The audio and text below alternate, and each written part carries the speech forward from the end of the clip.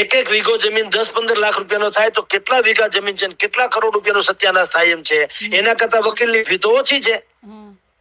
તો એ ફી આપીને વકીલને કયો ભાઈ તમે અમારો કાયદામાં પ્રમાણે લડો. હવે જો કાયદા પ્રમાણે સરકાર સાચી હશે તો ખેડૂતો એ ઝૂકવું પડશે, અને કાયદા પ્રમાણે સરકાર ખોટી છે સરકારે ઝૂકવું પડશે. આ દેશમાં કાયદાનું શાસન છે ને.